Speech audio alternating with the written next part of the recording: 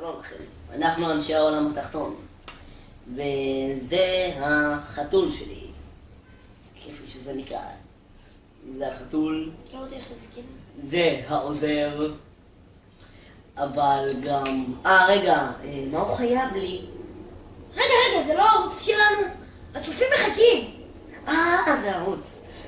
כן, תשמעו, אנחנו פותחים ערוץ חדש, אנחנו פותחים על החיים, ויש לי דפקה כזאת למחוא כפיים ברגע שאני מדבר.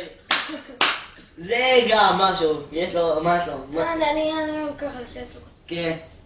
לא יודע, יש לי קריז. כן.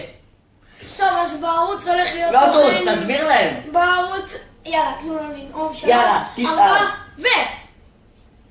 איזה נעימה, איזה מרצה. אשריך, תניק, אשריך. אשריך. טוב, אז הערוץ שלנו ערוץ יהיה מגוון, יהיה בו גם גיימינג, גם בלוגים, גם ספיד סטאטס. בדיחות כל יום בדיחה. בדיחת היום יהיה כל הזמן. ומעכשיו אנחנו מודיעים לכם, אתם תראו אותנו עם אותם בגדים איזה 200 פעם, למה אנחנו מצלמים כמה סרטונים ביום ומעלים אותם פעם אחרי פעם. הבנתם? סתם כדי שיהיה לכם משהו כיף להתחיל איתו. כלב ים בלי חוש קצב.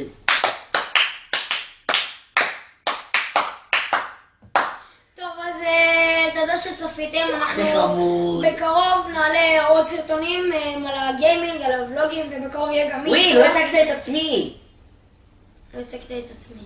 לא הצגת אותי. אתה הצגת אותי? לא. טוב, אז זה עזיאל. זה ליאם. שרוט פלוס.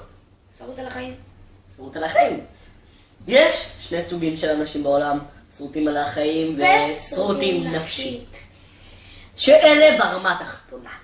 אלה גבול. המשפט האהוב עליי ועליו. זה גם אני.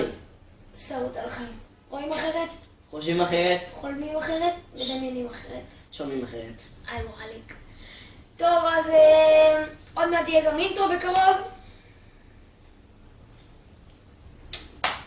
רגע, האינטרו, אנחנו עובדים על האינטרו. משפט אחרון. אומרים להם ביי, סבבה? ביי. לא. 3, 4 בננה. יאללה. 3, 4 לוטוס. זה היה גם לוטוס. אתה יכול להודות לעוגיה? כן, בגלל הצבע של העוגיה קוראים לו לוטוס. טוב, אז 3, 4